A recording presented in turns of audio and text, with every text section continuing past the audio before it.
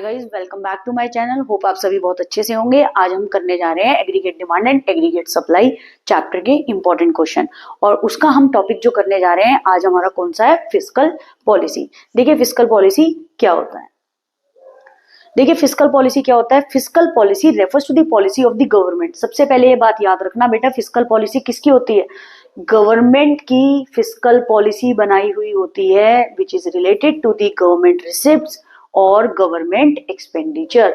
Receipt का मतलब होता है रिसीवेबल अमाउंट, जो गवर्नमेंट पैसा रिसीव कर रही है किसकी फॉर्म में, in the form of taxes. Government expenditure यानी गवर्नमेंट का खर्चा किस चीज के लिए, सोशल वेलफेयर एक्टिविटीज के लिए। For example building of roads, dams और ब्रिजेस हो गया। ठीक है, तो ये क्या चीज है, it refers to the policy of the government which is related to government receipt. मैंने फिर बताया, रिसिप्ट का मतलब रिसीवेबल अमाउंट, जो गवर्नमेंट के पास पैसे आते हैं इन द फॉर्म ऑफ टैक्सेस हो गए।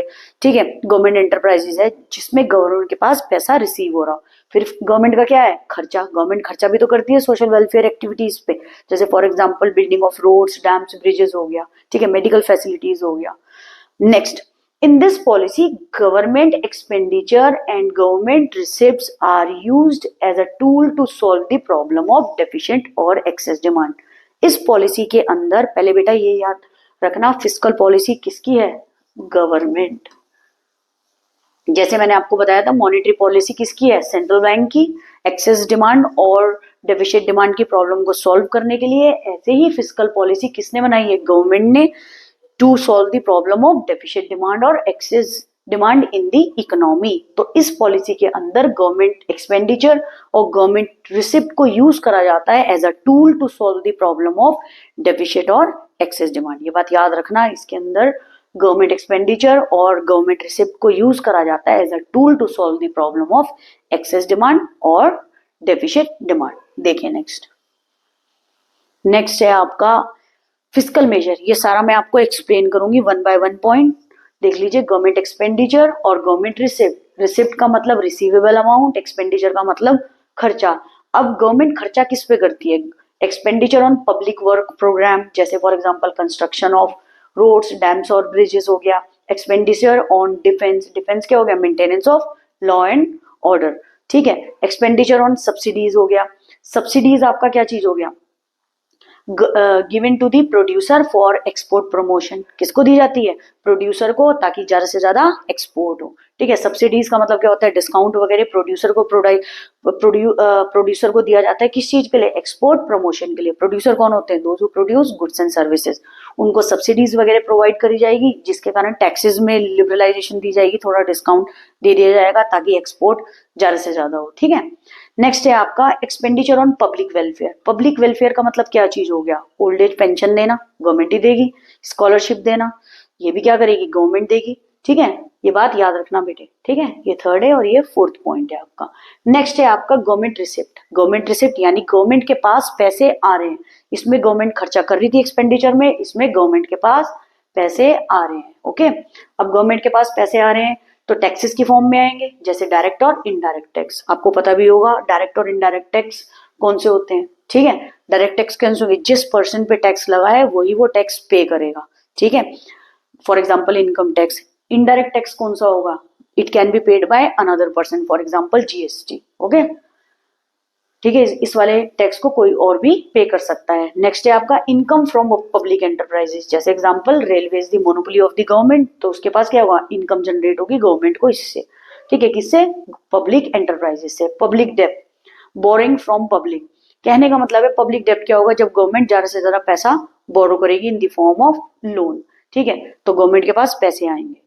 Deficit financing. डेफिशिट फाइनेंसिंग जब गवर्नमेंट ज्यादा से ज्यादा नोट क्या करेगी, प्रिंट करेगी, यानी प्रिंटिंग मोर करेंसी, तो इस पे क्या होगा, गवर्नमेंट के पास पैसे सर्कुलेट होंगे, तो ये क्या हो जाएगा, गवर्नमेंट रिसिप्ट। अब फिस्कल मेजर देखेंगे गवर्नमेंट एक्सपेंडिचर और गवर्नमेंट रिसिप्ट से। देखिए बेटे, नेक्स्ट है आपका how fiscal measures helps in solving the problem of excess demand और inflationary gap in an economy. ठीक है, how fiscal measures helps in solving the problem helps in solving the problem of excess demand and inflationary gap in an economy.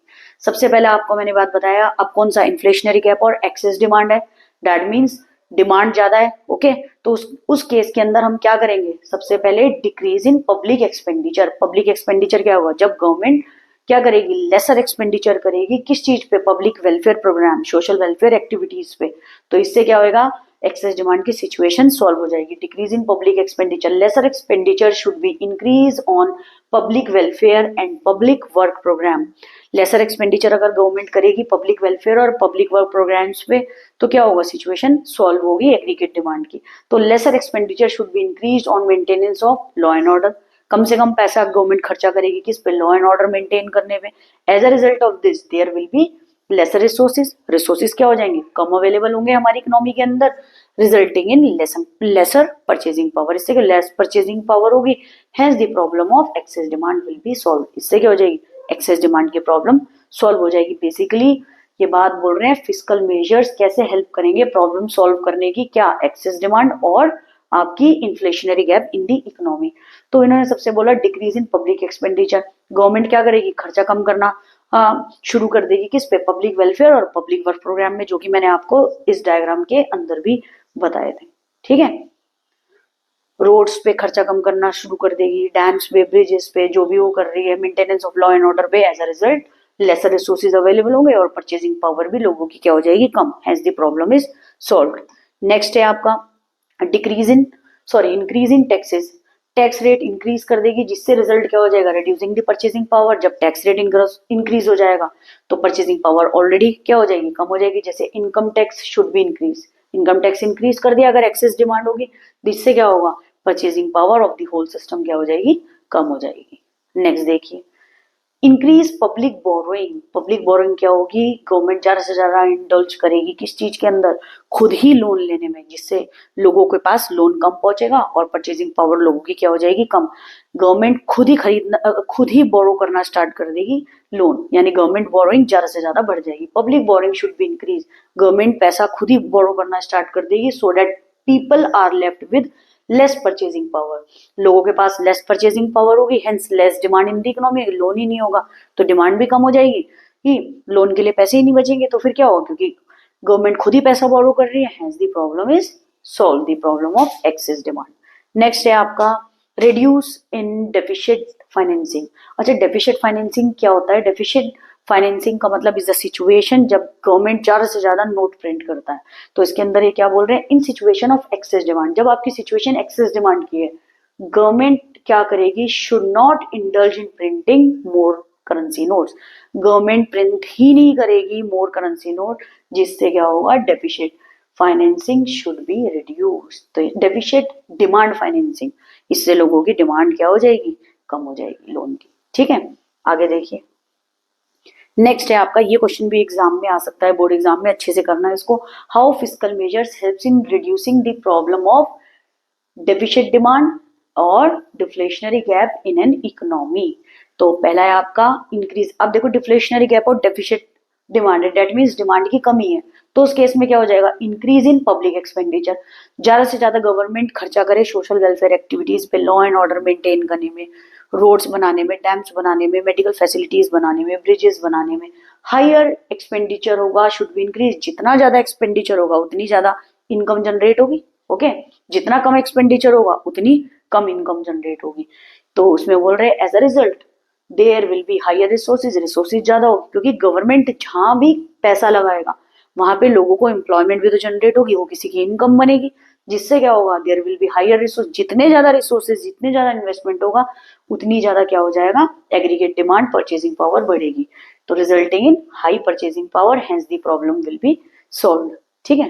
Next देखिए next है decrease in taxes, अब tax rate अगर कम कर दिया, tax rate अगर कम कर दिया government ने तो क्या होगा, लोन्स वगैरह ज्यादा से ज्यादा लोग लेंगे, जनरल पब्लिक लेगी, तो होल सिस्टम की परचेजिंग पावर क्या हो जाएगी, इंक्रीज हो जाएगी, ओके।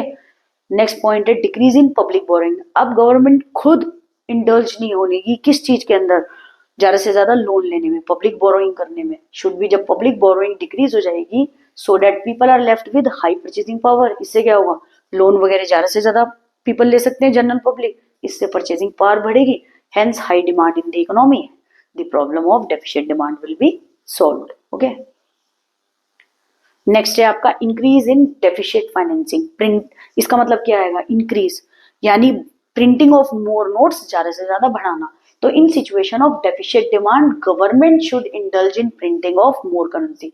गवर्नमेंट किस चीज में इंडल्ज हो जाएगी कि ज्यादा से ज्यादा करेंसी नोट्स क्या करेंगे, प्रिंट करेंगे।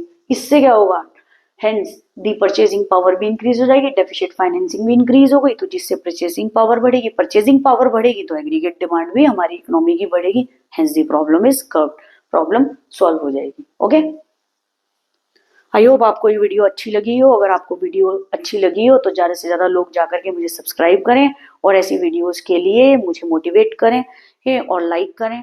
Thank you.